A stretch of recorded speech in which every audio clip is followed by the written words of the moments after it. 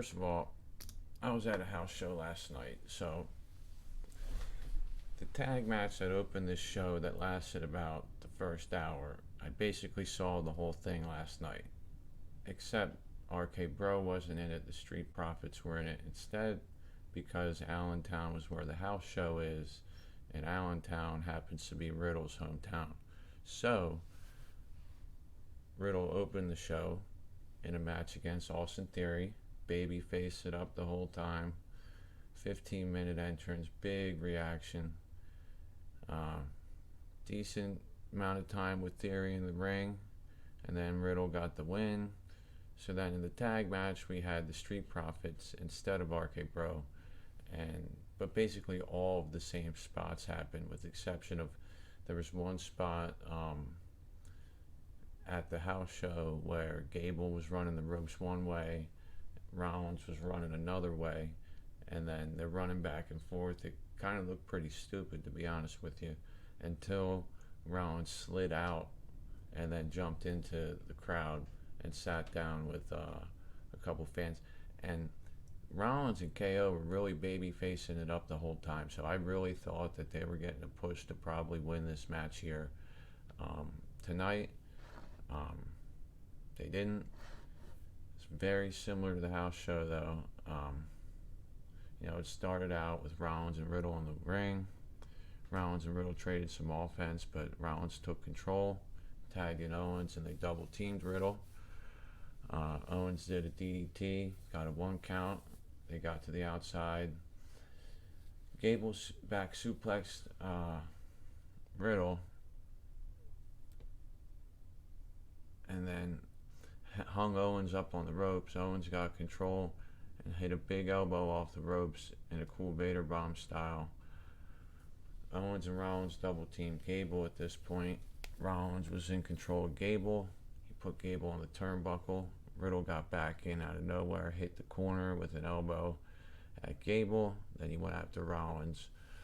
Rollins went off the ropes, did a crossbody to Gable and Riddle. Owens entered the ring, took everybody out, did a cannonball to Riddle in the corner, super kicked Gable. Everybody was thrown out front for a big Superman spot. Owens comes out, hits the splash, throws Gable in the ring. They get a near fall. Same spot happened last night. Then we go to a commercial break with Rollins outside, KO in the ring. Gable had just kicked out. Everybody else is down outside. We return from the break. Riddle's kicking everybody in the ring. Otis comes in and cleans house, throws Rollins over the ropes. Gable's over near the announce table, posing and celebrating, taunting. Otis works over on Riddle. Riddle gets worked over a lot in these matches. Owens and Rollins are down outside for a while. Orton hasn't even entered the match at this point. Big splash to Riddle by Gable, gets a 2 count.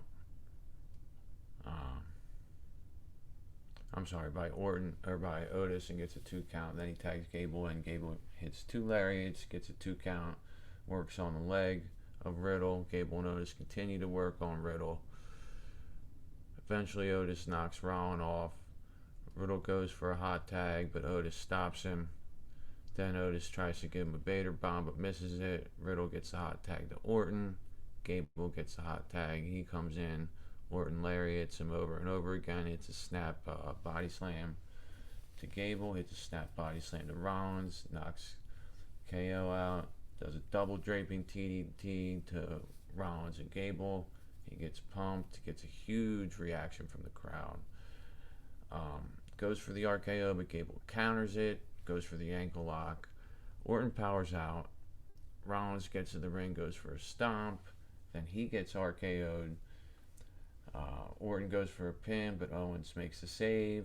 Orton slams Owens on the announce table, slams Gable on the announce table, and slams Otis on the announce table with the help of Riddle. We hit a commercial break.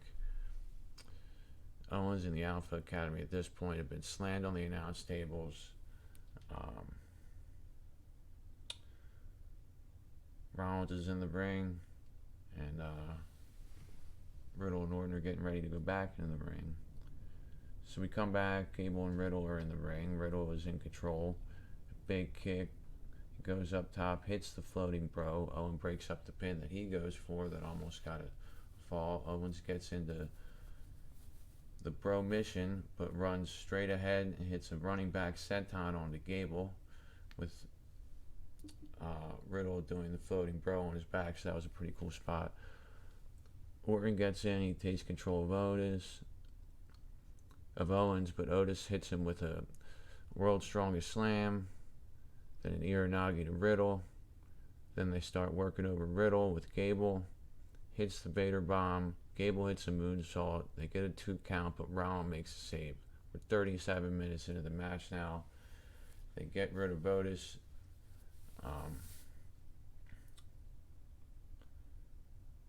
Rollins gets rid of Otis, attacks Gable on the top rope, gets to the top with Gable. Now this is a weird spot here. Him and Gable are up on the top rope, but Gable keeps falling down. Rollins keeps getting down. You can see Owens over there watching what's going on. Eventually Owens comes over. Looks like they're going to do a double superplex, but then Otis comes in, grabs both of them, power bombs them. Gable still gets hurt pretty bad. Everybody's reeling. Everybody starts brawling. It's a huge mess. And we hit a commercial about 40 minutes in. We come back from the break. They show that they did another Superman spot out front. Rollins double stomp off the top rope to Riddle. And then he runs right into a Hurricane Rana triangle by Riddle. Riddle adds an armbar, but Gable comes out of nowhere, saves that. Everyone is getting to shine in this match, really. It's a really good match. But eventually, Orton hits Gable with an RKO off the top. Then Owens comes in, super kicks Orton. Rollins and KO super kick Otis out of there. Rollins and KO double team Gable and get him out. And then eventually everybody's out of the ring except for Gable. Riddle sneaks in, gets the 1, 2, 3 while everybody's holding back everybody else. And the new tag champs are RKO. I was happy to see them get the belts back, although I kind of thought that Alpha Academy would retain, so they'd be the champs going into WrestleMania, and we'd see whoever. But maybe we'd see a fatal 4-way with the Profits, RK Bro, Alpha Academy, and then Owens and Rollins. Obviously, after what happened later tonight, we know we're not going to see Rollins and Owens in a tag match, most likely at Mania, so that's why they didn't win tonight. RK Bro gets it back. We're all waiting for the turn there, so maybe at Mania they turn, but it's nice to see that Owens has something else to do. Hopefully they get something else for Rollins to do, and maybe at Mania they can do a triple threat and have the Street Profits, Alpha Academy, and RK Bro. I'm fine with whoever wins there, but I'd like to see Street Profits get back into that conversation. They put on a show last night. I was at the house show. Nobody else is going to see that, but they work good with everybody else. There's no reason for the Street Profits to get buried here. They don't have anything else to do at Mania, so make it a triple threat tag match. The tag division's basically 3 teams right now anyway. After the match, they do an interview in the ring. Orton says in 20 years he's never had so much fun, and he's going to say an F word he's never said, and the F word is that his partner is his friend. So he refers to Riddle as his friend, and we all like to see Orton in this character. He's really liking the way he's doing this. Doesn't seem like he has to do much work, and gets a lot of love, gets a lot of time. Basically Riddle's just, we're going to WrestleMania, bro, and that's what he's excited about. So moving on, we get the 24/7 Dana Brooke versus Tamina. I don't know why we're getting into this, but we will. Usually after a big match like that, I'll say this, after a big match like that, a long match, intense match, title match, whatever, for Raw, that was a big match. WWE likes to have what they call a let me up segment, and that's what the 24/7 is. It's a let me up segment after you were there watching that 50-minute tag match. It's something a little bit less intense for maybe people who aren't into the more intense match, or just so you can breathe a little bit so you're not sitting on your hands and biting your fingernails, or maybe you just need to go take a piss. It's a nice segment to go take a piss.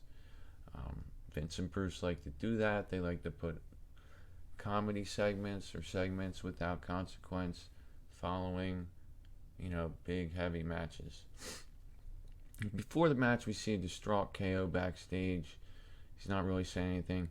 And then we find out earlier in the day, Dana asked Reggie for a good luck kiss before everything, and she got it. So things are moving along in that relationship. And then we see Tozawa wanted to give Tamina a kiss. He asked her. She looked at him. And then she gave him a very violent kiss. So both guys are working it. And here we are with another title match. So early on, Tamina had control. At one point, it looked like Tamina had her in a Boston Crab. There was nowhere Dana Brooke could go. And then she powered out of it, got her in a roll-up position, and won the match. That's pretty much all we need to say about that. Dana and Reggie leave. Tamina looks upset. Tozawa asks her for a kiss. Tamina just looks at her, walks away. Kevin Patrick asked Seth about how devastated he is about missing his opportunity. And Seth just looks off in the distance and makes a couple facial expressions and doesn't really say too much. So he actually doesn't say anything at all. He just looks angry. Then we have The Miz come out for Miz TV in a red suit. Brings out Logan Paul for a celebration. Now Miz gets a nice hometown applause for this coming out. People like him. It's his hometown. Logan Paul comes out. Everybody hates him. Then they call out Jerry Lawler. Jerry Lawler comes out, says, "Hey, Miz, we should have WrestleMania here in Cleveland." And then Miz starts trashing Cleveland, and everybody boos him. And basically walks out with Logan Paul trashing Cleveland, saying it's not good enough for WrestleMania, does the heel thing, gets all the boos. And for a second, I actually thought to myself, you know what, it's nice to see Miz get a nice reaction at home, because he does good work as a heel. He's been there forever. But he's just, I can't get Miz off my TV fast enough. Don't see really what Jerry the King Lawler brought to this.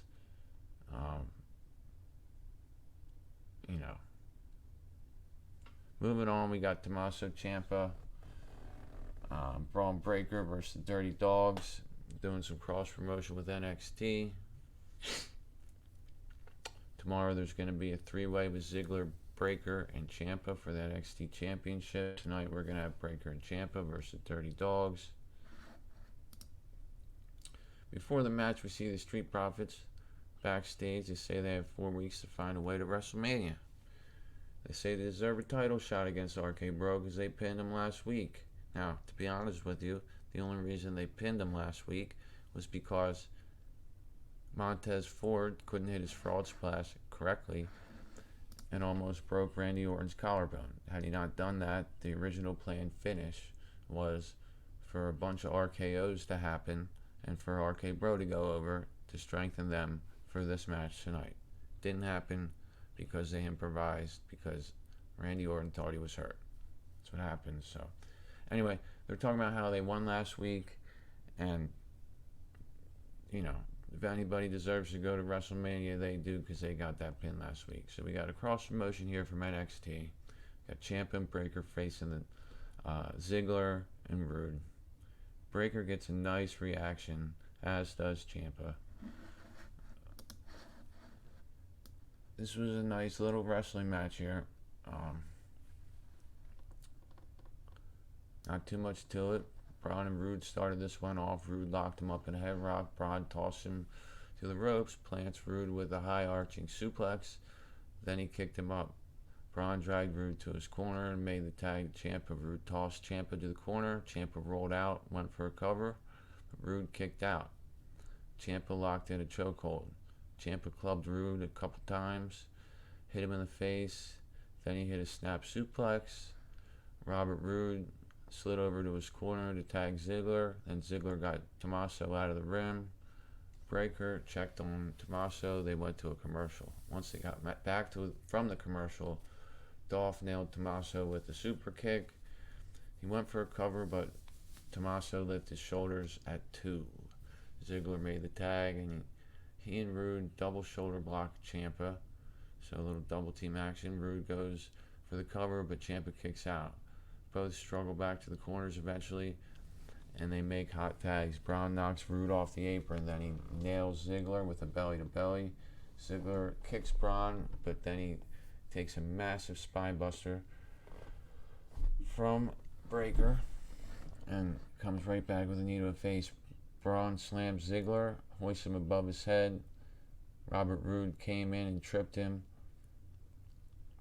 Ziggler hit a roll-up, but Braun Breaker powered out of that. Ziggler sent him shoulder first into the ring post. Ciampa came in and dispatched Roode right out of the ring. And then Dolph Ziggler looked for a super kick, but Braun caught it and did a big military press slam. And Ziggler was pinned for a 1-2-3 win. So we had the NXT guys going over here. It's nice to see them go over. Ziggler Roode did good work as, gatekeeper heels, and did a good job putting them over. Then we had a quick match with Omos.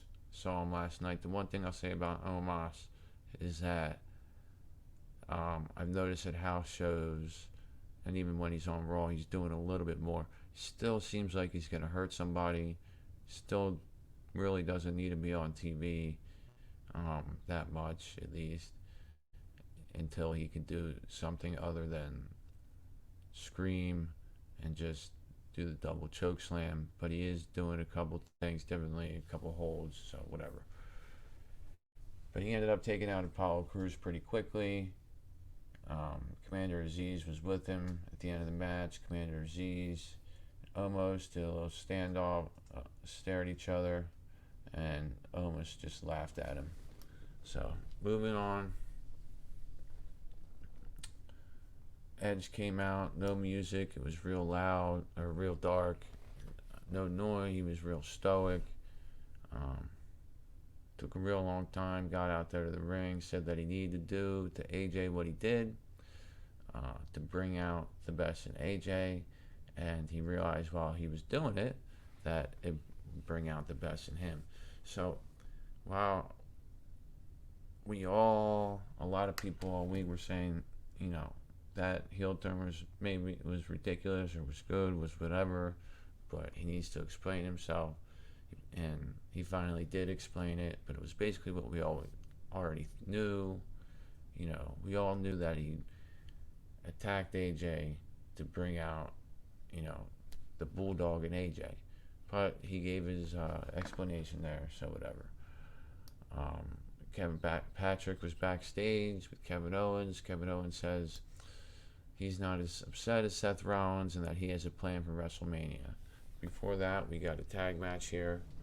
Out of nowhere, we find out that Rhea Ripley and Liv Morgan are going to be tagging against Queen Zelina and Carmella. And if they win this match, they'll be in the same tag match that Sasha Banks and Naomi are in for the women's tag titles. So they come out here, and I think this is fine. It'd be nice to see Ripley and Liv Morgan do something else, but I'm not that big on Liv Morgan. I'd like to see Rhea Ripley in a number one contenders match, maybe get a shot at the title later, but if all I have for her is tags, Liv's a better partner than Nikki TR-ASH. So Ripley gets an early advantage in this one, but Vega reverses the suplex to a tornado TD. This was really nice looking. Sent Rhea to the outside where she took a super kick from Carmella. Super kick seems like the only thing Carmella can do. We go to a break. Um, Zelina had Ripley on the ground in a submission hold. She and Carmella worked on Ripley and went for a pin, got a 2 count, but Liv Morgan snuck in for a save. Carmella started beating the hell out of Ripley's head onto the mat. And like I said, she really has no offense but a super kick and grabbing someone's hair or, giving somebody some right and lefts. She puts on the typical rear chin lock she put on last week. Ripley starts to mount a comeback, but then they both go down. Liv Morgan gets a hot tag. Zelina gets a hot tag. Morgan goes on a run here. She gets to the top rope, does a drop kick, gets a near fall. Then we find out Corey Graves is helping Carmella because Carmella is hurt or something. At one point, Zelina Vega goes for a tag. Carmella's not there. Eventually, Morgan grabbed her, gave her a knee to the face, tagged in Ripley, who hit the riptide for the 1-2-3. Now we're going to see Rhea Ripley and Liv Morgan in a triple threat against Queen Zelina and Carmella versus Sasha Banks and Naomi at WrestleMania. Good match. The story here is that Carmella and Corey are too obsessed with each other, and it's costing Carmella and Zelina matches. So, wasn't bad to see. Then we see a segment about Damian Priest's heel turn from last week. Again, I enjoyed both heel turns. It was good to see Priest finally turn heel. I think people liked him at first. He was getting good reactions. Past couple months, they started doing this Jekyll and Hyde nonsense, and I think people are just like, what the hell? I don't like this guy anymore, so he hasn't been likable at all. He dropped the belt to Balor last week and then did the old "you people" promo, blaming everything on the fans, turned heel, beat down Balor at MSG over the weekend. Last night, Balor went over him. He did the "you people" promo at the house show, but he didn't beat down Balor after the match. Now, in this match, Balor and Theory had a very good match. Theory showed some good offense. They both had some near falls. Theory had control for most of the match, but just as Balor was mounting his babyface comeback, did his double shotgun drop kick into the corner, made Austin Theory fall down, went up for the coup de grace. Out of nowhere, Damian Priest grabs him by the throat. Eventually, slams him with a razor's edge in the middle of the ring. Obviously, the match ended in a DQ. And then Theory hits Finn with the ATL and takes a selfie. I don't really like that Finn Balor is getting buried like this. I like that he has the belt, and that's wonderful. But if he's just going to get beat down after every single match, and we see him grabbing his throat as we're going to commercial, he doesn't look that good, belt or not. And,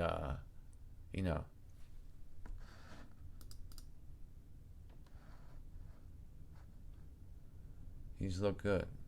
We got a question here. Who can Seth Rollins face at WrestleMania?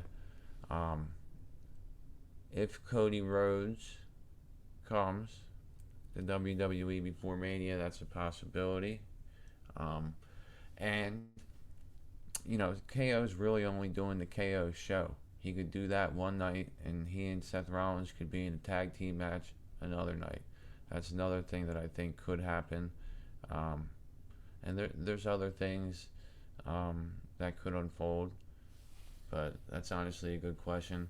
I haven't heard much, and I wasn't expecting he and KO to lose the belts tonight, but you never know. He could face somebody like Damian Priest, but it looks like Balor's going to face Priest.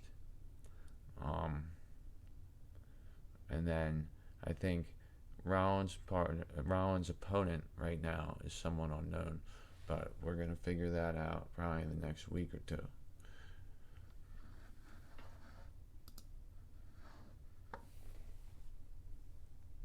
Now, originally planned for tonight, we had a Becky Lynch and Bianca Belair thing for the end of the show, but what happened last night in Allentown was Becky Lynch hurt her voice box She fractured it. She is okay, which is a good thing. That's really should be all that we care about. Um, and So she didn't appear on Raw tonight, but they did go backstage for Bianca to do her typical promo where she talks about how she's going to win at WrestleMania. I honestly think Bianca would be a better heel than a babyface, and I wish way back when they would have set her up as a heel champion and Becky come back as a babyface, but I understand why they didn't do that. They wanted to get the belt back on Becky, and the way that WWE likes to build baby faces is to have a heel champion and have them going after or have baby faces chasing the heel champion. I don't have the call-in line working tonight because I'm flying solo and I need my other guy going to moderate it, but so the only way I can take questions is through the chat. But most other shows I'll have the call-in line going and I'll have it able for you to call in. But as far as Alva Academy goes at Mania, I think that they're going to get a tag rematch, probably in the form of a triple threat with RK Bro and Street Profits. You know, you could even throw KO and Rollins in there if KO's thing with Stone Cold isn't something that takes too much time. You know, it can be on a different day. It's only a segment. KO's probably only going to take a stunner or something. He's not pouring any milk like he said he was going to do tonight. He's probably going to have him in there, and then it's going to be, you know, Stone Cold in there, and it's going to be real quick. But it should be good. So KO comes out. Wants to have the most stupendous KO show ever. So, you know, the crowd starts to pop. They know he's talking about the WrestleMania KO show. Teased a little bit. He says he doesn't want to do anything with somebody like JBL. Calls him a blowhard. He doesn't want to do anything with a hypocrite like Booker T, because Booker T's from Texas, even though he was in a tag team called Harlem Heat. Doesn't want to do anything with Shawn Michaels, even though he's from Texas, because he was involved in the Montreal Screwjob, and Kevin Owens is a proud Canadian. And then he says that he wants to face someone who drinks beer and is a redneck, and talks about how this guy has bad knees and wears knee braces, and the crowd starts to pop a little bit. And he says the bottom line is he's calling out Stone Cold Steve Austin. Commentary talks about how it's been 19 years, and they go off the air. It was funny, the glass broke while they wanted to show the graphic, and I thought for a second that Stone Cold was coming out into that arena tonight, but then I looked up and I realized that wasn't going to happen. So obviously we're going to see a KO show at Mania with Stone Cold Steve Austin. It'll probably be a short appearance. That still opens up possibilities for KO to do something with Rollins. Rollins could even face KO, because they could feud over the fact that they're not winning the tag titles.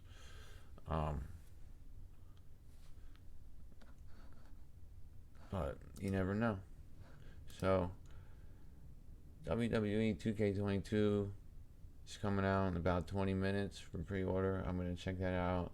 We're going to have a weekend review show on Wednesday. I'll have the call-in line back up then. Also, if you're a user that's in the chat room, or if you know me, you can just send me a message and you can be a guest on one of the shows. We can communicate that way. But send me an email, beyondthematwwe@gmail.com. Hit the bell for notifications, subscribe so you don't miss a show. Definitely hit the thumbs up. Like I said, quick show tonight, but I'll have more for you in about 2 days, and we'll go from there. Thanks for joining me tonight, guys. Take care.